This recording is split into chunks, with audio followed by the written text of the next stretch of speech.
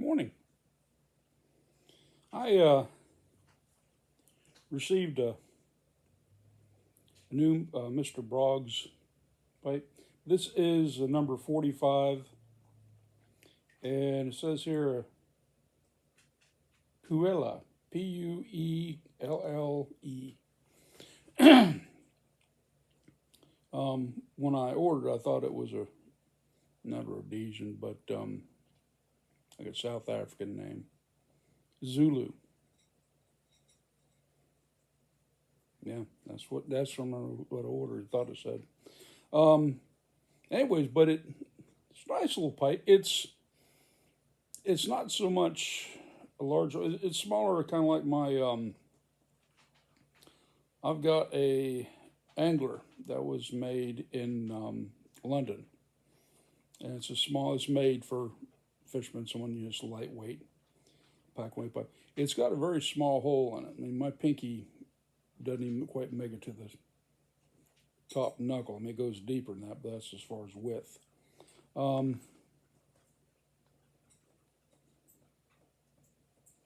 the bowl's about that deep. But it's a nice little pipe. I smoked it once yesterday. Oh, it does come. It has a stinger. This is a different stinger than ones I've seen before. See that? The vent holes there on the bottom. I smoked a smoked a bowl of my Cornishman in, and it smoked nicely, very nicely. Now the shape reminds me more of either like an upside down acorn, or actually a Scottish thistle. Doesn't that remind you of a Scottish thistle? So I'm gonna call this is going to be my island pipe. I'm going to load it up and smoke it here in a bit. Probably off camera because it's going to take too long. I got another story for you. This was the same job we finished up. We finished up for the summer because, like I said, I had worked that job from March or April into about August, when it was. We'd left, me and Scott. His nickname earlier became Wide Load because we were walking behind. We're walking into work one night, and one of our buddies, Jaybird, who was walking along with me, he looked at Scott in front of us and said, "He looks like the back end of a truck, Wide Load." And he got named, tagged Wide Load ever since. We let his wife know. Everyone giggled except for Scott. That's why when he came, I'm losing all kinds of weight because he used to be thin. He was a Marine. And his wife's a real thin, pretty girl. And well, when you become a pipe fitter, especially a road work pipe fitter, yeah, that goes away because you're eating God knows what, God knows where, whatever you can find. Plus, you're making more money, so you're going to start eating better. Yeah, and you have the stress of being away from your family. If you only have a wife, away from your wife, away from your children, away from everything that you know. And there's a level of stress that I don't care who you are, it creates some anxiety, whether it surfaces or not. And you can tell by how the guys eat when they're on the road, where they're going to eat, what kind of food they're eating. If they're eating far better than they would at home, it's comfort food, something calm down, something comfort. Guys wind up going to the bars. Guys wind up going to the you know what bars, the stripper bars, and wind up in brothels and all the rest of the stuff because you're trying to do something because of the stress of being on the road. It doesn't excuse it, but it's just the way it is. Anyways, but Scott didn't do any of that stuff. Me and Scott didn't do any of that stuff. Our thing was food. And so anyway, so he'd gained all this weight now that he was supposed to have lost. And we drug up because we were going to cut us back to 40 hours. So I'm the one with the camper. He's staying with me. So we load up the camper and we're heading back home. We left, this is Greene County, New York, in the Catskills. So we're coming down, we're heading back. And the idea is that we're going to go to a job in Alabama. We got to hit the house first. And then from the house, we'll go back out. He goes where he lived, and I lived in West Palm at the time. So we're heading down through Georgia. And it's lunchtime. It's the following day. It's lunchtime. And we're talking on the cell phone. And I said, you know what? I smell a barbecue. We need to stop. This is lunchtime anyways. Let's get some barbecue. I ain't eating nothing. I said, shut up. I'm pulling over getting some barbecue.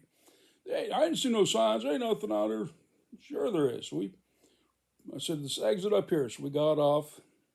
He followed me. Got off. Went under the underpass. And there was an old gas station, middle of nowhere. Nothing else around. And it's an old gas station that had closed down, then reopened as a barbecue joint. We walk in, of course, the sign says grand opening. We walk in, and they had just opened that day. He looked at me and says, how did you know this was here? I said, I could smell it. The truth being, about 5 miles back, I saw a handwritten sign stuck in the ground next to the road. He didn't catch that. So I'm not eating nothing. So I ordered a pulled pork sandwich. He ordered one as well. We got done eating. And my wife's going to be so pissed at me. I've gained all this. Oh, I'm in such trouble when I get home. So, hey, don't worry about it. It is what it is. The waitress walks up and says, would you like some dessert? And I say, he's in Scots slang. Oh, no, I don't want it. Yes, what do you have? I ask. She replies, well, we have lots going down the list. She said, red velvet cake. Red velvet cake. I think I shall have a piece of red velvet cake. Thank you very much. She looks at Scott, and you said, I don't want it. So she brings out the red velvet cake. So I take a fork, and I take a bite. Oh, my. Oh, that is so smooth.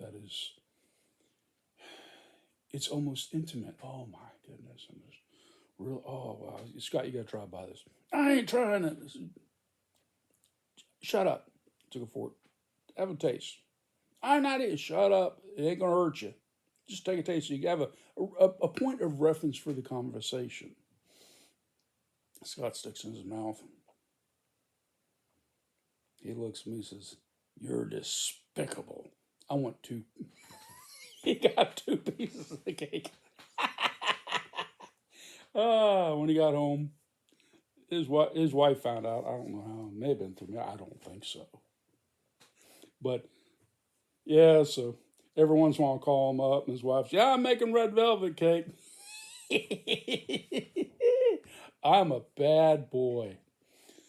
Oh, poor Wide Load. He's going to be in a number of these stories. Not tons of them, but a number of them. But I've got a bunch of stories from being on the road that y'all might enjoy. Anyways, the Mr. Brog Zulu, because that's what I bought it under, the name I bought it on, number 40, it was 43.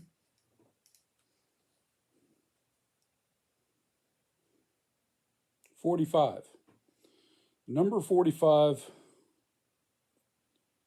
Pulia or Zulu. This is a nice little pipe. It smoked nice and evenly all the way through. There wasn't a bunch of relights and stuff like that, It smoked nicely. Now, when pipes come with filters or stingers and stuff, I tend to use them because they come in handy. I'm a wet smoker, so it helps with that. It does cut back the amount of tongue bite you're going to get, because we all get tongue bite from time to time. And it's like these guys say, I never got tongue bite. Yeah, well, I'll tell you. It's kind of like the guys told me they never failed weld test. It means they just haven't taken enough of them. That's all. Anyways, y'all take care, watch Top Notch. Enjoy Christmas and enjoy Advent. And God bless to all of y'all. We'll talk to you later. Bye-bye.